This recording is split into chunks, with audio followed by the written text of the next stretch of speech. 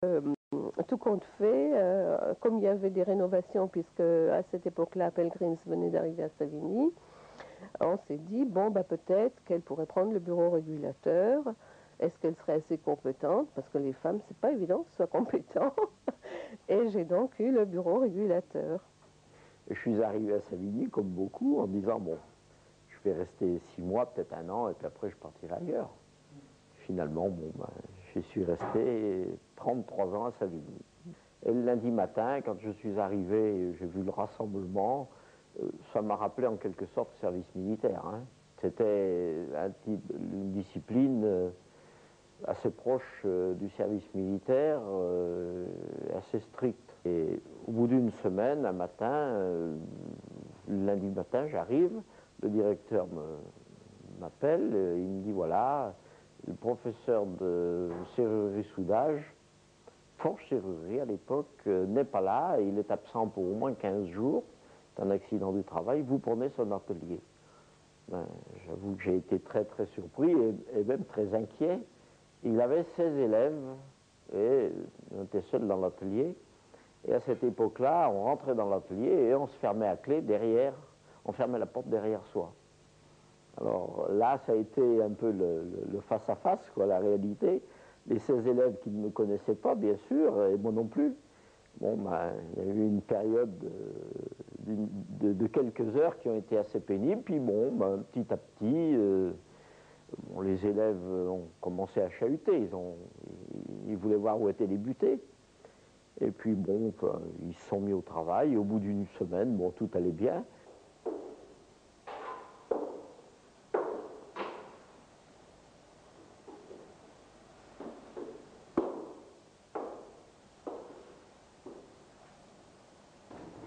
Ben, le matin, on nous a apporté le petit déjeuner. C'était dans des gamelles comme à l'armée en alu, là. Ils nous montaient ça. Pour se nettoyer, on redescendait en bas. Il y avait des lavabos. On remontait dans la cellule, ils nous renfermaient, on mangeait à midi. Et puis toute la journée, on était enfermés dans cette cellule, vous voyez, qui est petite. Hein. Et le soir, c'était très dur hein, pour nous. On n'avait pas de lecture, on n'avait rien. C'était vraiment... On aurait dit qu'ils avaient envie de nous détruire. Il n'y avait vraiment rien, alors je passais mes soirées à chialer là-dedans. Parce que moi, j'avais personne pour me protéger. Au niveau famille, je n'avais rien. Pour les jeunes, ils rentraient d'abord dans un service qui s'appelait le service d'accueil, qui donc faisait son entretien d'arrivée. Et au bout de relativement peu de temps, on déterminait par catégorie un peu, c'était la grande époque où on cherchait encore à faire pas des catégories, comment, des profils. On mettait les jeunes, par exemple, on disait celui-là, bon, il est plutôt pour Alsace, celui-là, il est plus intelligent, il ira à Bourgogne, celui-là, il pourrait faire telle ou telle formation, il pourrait aller en Bretagne. Les jeunes, ils étaient, je crois que c'était Gascogne, enfin les groupes avaient tous un nom de province. Et donc ça se déterminait à ce moment-là, tout de suite après l'accueil. Je veux dire, alors là, c'était un contexte qui apparaissait encore plus parapénitentiaire, puisque les gamins qui étaient là étaient longtemps dans leur chambrette. Hein, oui, on disait même chambrette, on ne disait pas cellule. Hein, il n'y avait pas de vie de groupe, hein, c'était uniquement des contacts individuels. Mais c'est vrai que c'était des jeunes qui étaient très souvent dans une période d'hostilité. Enfin, ils venaient de quitter le tribunal, ils ne voyaient pas encore très bien où ils mettaient les pieds, ils étaient dans un régime où les périodes de solitude étaient quand même très importantes. C'est vrai que ça pouvait un peu s'apparenter à la prison. Le rôle de l'éducateur n'était pas toujours très évident. Bon, l'éducateur, il les rencontrait individuellement pour faire passer des tests scolaires, pour avoir des entretiens avec eux, pour leur faire remplir des cahiers où ils racontaient quelques éléments de leur vie, enfin, etc. Eux-mêmes, bon, allaient voir le psychologue, l'orienteur professionnel, etc. Quand le groupe sortait, puisqu'il sortait tout de même un petit peu, il sortait au moment où les autres n'étaient pas dehors, donc c'est même un groupe qui vivait tout à fait à part. Le pavillon d'accueil, c'était l'observation pour l'institution. C'est-à-dire qu'on les observait pour savoir où on allait les mettre après. Hein. Donc on ne les connaissait pas. Donc on prenait tout de même quelques garanties. Des confessions comme celle-ci, il y en a plein ces cahiers. Et ces cahiers sont ceux que remplissent en arrivant les adolescents délinquants, il y en a 10 000 par an, qui par décision de justice sont confiés à un centre d'orientation. Le centre où nous sommes se trouve à Savigny-sur-Orge. On t'avait demandé de dessiner ta famille dans ta maison. Que ça représente là. Alors ici, ça représente mon père. Ça? Oui, il est tout petit. Oui. Et ça? Ça, c'est 1 litre. Ça, qu'est-ce que tu racontes là? On te demande d'écrire, de raconter n'importe quoi. Qu'est-ce que tu as raconté? Je travaillais à Bagnolet quand 3 agents du commissariat de police des Lilas m'ont arrêté. M'arrêtent, me demandent mes papiers, je leur donne. Ils me demandaient ce que je faisais là. Je leur dis que j'étais parti de chez mon père. Ils m'ont amené au quai de Gèvres et ensuite au dépôt, puis à Savigny. Ainsi commence l'éducation surveillée par une observation psychologique. Au bout de 2 ou 3 mois, le dossier de chaque élève est constitué. C'est à partir de ce dossier, dans le délit n'est plus déjà qu'un élément, que le juge des enfants décide du sort de ces garçons. Ou bien il les rendra à leur famille sous le contrôle d'un éducateur, ou bien ils sont affectés à l'institut professionnel d'éducation surveillée. N'oublions pas qu'il s'agit de rééduquer, de transformer plus que de punir. Et la problématique de l'époque, en tout cas telle que je l'ai vécue, était la suivante. On ne voulait vraiment plus punir et durement les jeunes, mais vraiment essayer de les sortir de là. C'était quand même l'idée qui prédominait, même si les voies pour y arriver n'étaient pas merveilleuses. Et je considérais mon travail comme consistant essentiellement à rechercher avec le juge, avec le centre et avec la famille éventuellement. Je dis éventuellement parce qu'il y a des fois où la famille elle ne pouvait pas faire grand-chose, ni dire grand-chose, ce qu'on pouvait faire pour aider le jeune.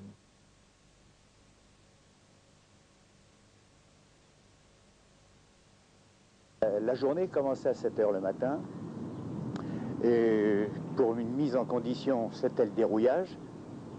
Hein, et malheureusement, nous avions à l'époque 4 lavabos, ce qui était pour 24 garçons quand même. Hein, et le dérouillage se passait pendant un quart d'heure à peu près. Après la toilette, et on avait notre équipe de restauration. Et c'était à 4 gars qui partaient à la cuisine chercher le café. Et après, bien sûr, le petit déjeuner, on attendait, il y avait nettoyage des chambres. Enfin, le dortoir comportait 6 compartiments, de 4 lits chacun, des lits superposés. Hein. Ensuite, quand c'était fait, rassemblement, à 9 h. Alors là, c'était une diversion, soit vers les ateliers, par demi-groupe, ou la classe. À 12 h, donc, les gamins revenaient, rassemblement. L'équipe de cuisine allait chercher les repas, le repas se faisait, la vaisselle se faisait sur place, hein, on faisait notre vaisselle nous-mêmes, et puis après, ben, il y avait une activité libre. Alors, selon le temps, ou c'était du basket ou du volley, ou alors une partie de cartes jusqu'à 14 h. À 14 h, donc, rassemblement de nouveau. Et à 18 h, re-rassemblement, le repas, toujours le même processus, et puis après la vaisselle, après l'entretien du réfectoire, qui devenait salle de réunion. Donc on avait un planning à fournir au chef de service, soit soirée libre, soit soirée organisée, soit jeu, soit... Enfin, il fallait s'y tenir. Hein. En venant à Savigny, pour moi, j'ai commencé quand même à manger à ma faim quand même. Il y avait des repas, des horaires pour manger, que la jeunesse, ma petite jeunesse que j'ai eue, c'était pas le cas. J'ai été élevé jusqu'à l'âge de 6 ans dans un taudis qui se trouvait à Levallois, rue de Lorraine. Ce taudis était constitué d'une pièce principale dont on vivait à 7 dedans. Bon, j'ai pas trop à me plaindre des éducateurs, bon, à part certains qui avaient un poste bien déterminé dans le camp. Là. Alors ceux-là, ils étaient choisis. Hein. Vous voyez, ils étaient très forts. Mais il y en avait d'autres, des jeunes qui étaient mis dans les groupes. Bon, ils faisaient plutôt tristouner certains, vous voyez. Leur place n'était pas là. Hein. Leur place n'était pas là, mais il y en avait certains qui, du style garder le mitard ou tenir ce genre de cellule, ils étaient bien là. On ne savait pas très bien s'il fallait mettre des paires de claques ou s'il fallait essayer d'avoir une pédagogie moderne. J'ai néanmoins le souvenir d'éducateurs. Bien sûr, je le vois maintenant avec mon œil d'adulte. Je pense notamment à un homme qui a essayé de me retrouver dans les bars de Pigalle, qui s'appelait ou qui s'appelle Monsieur Allais, qui doit être un vieux monsieur maintenant. Et je repense à des gens comme ça qui avaient vraiment le sens de la mission dans ce domaine. Alors bon, il y avait aussi des gens, il faut les voir en dehors de leur contexte, mais j'ai le souvenir de salauds quand même, de gens qui, avec l'image, peut-être c'était des braves, je pense notamment à l'ancien secrétaire général, celui qui faisait le rapport, quand on était tous au drapeau, et qui pour un oui ou un non vous mettait sur la tronche. J'ai un mauvais souvenir de ce mec-là, mais bon, avec le recul, peut-être que la punition corporelle lui semblait un bon élément. Quand vous vivez dans un milieu carcéral, l'entrée dans le groupe, j'ai été placé dans le pavillon Bretagne, qui, à l'époque, était considéré pour les têtes dures. Alors il a fallu que je me fasse ma petite place. Vous comprenez? Les éducateurs, ils ferment les yeux. Vous comprenez?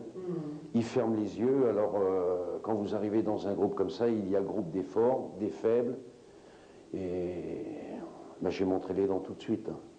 J'ai montré les dents. J'ai eu ma place. Je suis resté 1 ou 2 mois au pavillon Bretagne. De là, je suis parti au pavillon Provence, dont je me suis sauvé 2 fois. Mais c'est sûr qu'il y avait des méthodes répressives collectives parce que quand quelqu'un s'en allait, évidemment il y avait obligatoirement une complicité ou d'autres qui le savaient et qui ne balançaient pas, ce qui est la moindre des choses. En règle générale, il faut aussi dire que, sur du moins la période où moi j'ai connu, tous les garçons qui se sont évadés de Savigny, en règle générale, étaient repris assez vite. Je ne me suis pas évadé parce que je me suis fait gauler tout de suite. Je me suis fait gauler pratiquement dans les champs qui ont succédé. Enfin, je ne sais pas, je crois qu'on avait été balancé. Le gamin qui fuguait, bon, c'était même des fugues ici, hein, c'était pas très difficile pour un gamin de fuguer. Le gamin qui fuguait, lorsqu'il revenait de fugue, il recevait une correction. Hein, en général de la part du surveillant général. Ensuite, il était mis au mitard. Hein, et puis, on ne s'interrogeait sur les causes de la fugue qu'après la punition. Hein, voilà. Il fallait que la sanction soit... Alors, moi, ça me paraissait très choquant, parce que c'est vrai qu'il y avait des gamins qui fuguaient, dont on comprenait parfaitement bien les raisons de la fugue. Or, c'est vrai que, oui, le gamin... qui partait jamais en permission, c'est souvent des trucs comme ça, qui partait jamais en permission parce que ses parents ne le demandaient pas, hein. Ou alors qui partait jamais en permission parce que les punitions faisaient qu'à chaque fois, il en arrivait toujours à la suppression de permission. Je veux dire qu'il y avait de ces fugues qui se justifiaient parfaitement bien. Mais là, on a l'impression que l'institution, dans sa rigidité, ça, elle ne voulait pas le prendre en compte. Hein.